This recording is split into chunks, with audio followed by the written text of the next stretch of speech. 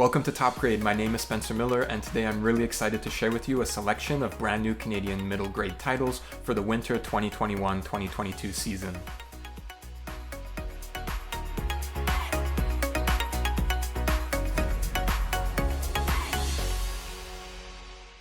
Our first title today is a drama from Playwrights Canada Press. Through the Bamboo is a play written by Andrea Mapili and Byron Abelos. It is similar to Western fantasy classics like The Wizard of Oz and The Chronicles of Narnia, except that this has a really wonderful, unique twist, being inspired by Philippines mythology, written by a pair of Filipino Canadians. This book captures so much cultural elements in the telling of a really familiar, lovely fantasy story.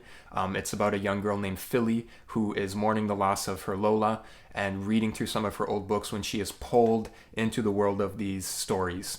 I love reading plays with my students. I love looking at scripts together, choosing characters, reading out loud, doing voices, acting scenes out. But so often the plays that we read in school don't connect to the cultural experiences of our students. And so that's why I really love Through the Bamboo, that offers a cultural connection and adventure that is going to just really hook and interest middle school readers. Our second title is Guardians of Porthaven, a fantasy adventure novel from Orca Book Publishers and written by Shane Arbuthnot. It combines elements of steampunk, fantasy, and science fiction to create this rich world set in a future alternate North America. The story is about 15-year-old Malcolm Gravenhurst, who inherits the title of Guardian and becomes a protector of the city, just like all of his family members before him. His family is the only one who has the superpowers necessary to keep the city safe from alien invasions. Because of these powers, his family has also inherited a lot of wealth and power and influence in society and in the city. And Malcolm soon realizes that they don't always use this influence for good. They are hiding some dark secrets behind a heroic facade, and Malcolm needs to decide between family loyalty and doing what he thinks is right. I love this book because it explores really important ideas about the perils of privilege and what happens when power goes unchecked. It gets readers thinking and questioning about the structures of society and about who should be making decisions, who should be in charge, right? What should we do when power goes wielded unfairly? It is something that is, of course, going to hook readers with the superhero fantasy element and then get them thinking about bigger questions about the world around them. Our next title is also from Orca Book Publishing. Sorry for Your Loss is a contemporary middle grade novel from Joanne Levy. It is about 12-year-old Evie who thinks a lot about death because her parents helped to run a Jewish funeral home. And Evie gets to help out by dusting the caskets, polishing the pews, vacuuming the chapel. On funeral days, she dresses up and hands out tissues to the mourners and offers her condolences. Evie finds a lot of meaning in her work, and she loves helping somebody through a difficult time, which makes her a really great friend. And when she meets Oren, a boy who lost his parents in a horrific car accident and who refuses to speak, Evie is determined to find a way to help him through his most difficult time.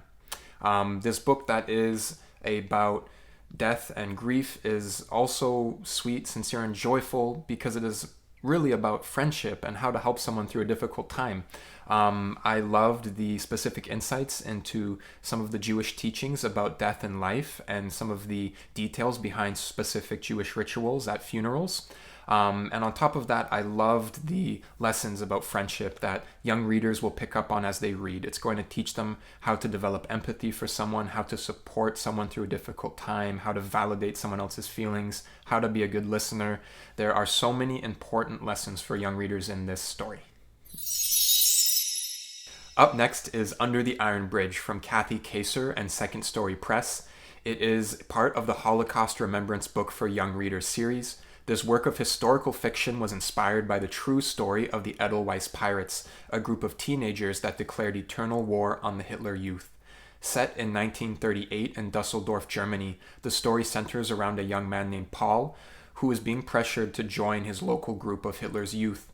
Paul instead makes friends with a group of rebels who are resisting the rise of anti-Semitism in their community, fighting back against the Nazis, and looking to protect the Jewish people living in their cities. But this, of course, is a dangerous mission, and when violence breaks out in Kristallnacht, Paul is forced to step out of the shadows and make a life-changing decision. Under the Iron Bridge is a tale of courage and bravery in the face of cruelty. It offers important insight into how propaganda stroked anti-Semitism in the events leading up to the rise of World War II. At its core, it is a story about how a group of teenagers, resisted hate in their community. The back of the book also includes a very important author's note that offers more details into the actual events that inspired this story. Information about the Edelweiss Pirates, a group of approximately 5,000 teens from cities across Germany who aided Jews during the Holocaust. Our final selection for today is Four Faces of the Moon, a graphic novel from Annick Press that is written by the award-winning Mitchif filmmaker Amanda Strong. This graphic novel was adapted from the acclaimed stop-motion animated film of the same name. Four Faces of the Moon brings the history of the Mitchif, Cree, Nakota, and Anishinaabe people alive on the page. The history is told through the personal and familial journey of Spotted Fawn, who travels through time and space to reclaim a connection to her ancestors, language, and land. Spotted Fawn must travel through her own family history to confront the harsh realities of the past. There is a real complexity to Strong storytelling that requires careful consideration and close reading. Important back matter includes details from Dr. Sherry Farrell-Racette, providing additional insight and information into Mitchif culture and history. I would highly recommend reading this graphic novel and studying it together with the animated film that's available online. Together, the two provide a really important resource that will provide meaningful learning about Indigenous history and culture for any Indigenous studies, social studies, or history class. On behalf of the Association of Canadian Publishers, thank you for watching. We love hearing from you. Please comment below if you're excited about any of the books that you're bringing into your classroom this year and tell us more about them. We hope that you will follow along with us, subscribe to our channel. If you want to receive more top grade content directly to your inbox, please look for a link to our newsletter in the description. And if you have any educator friends that you think would benefit from watching this video, share it with them.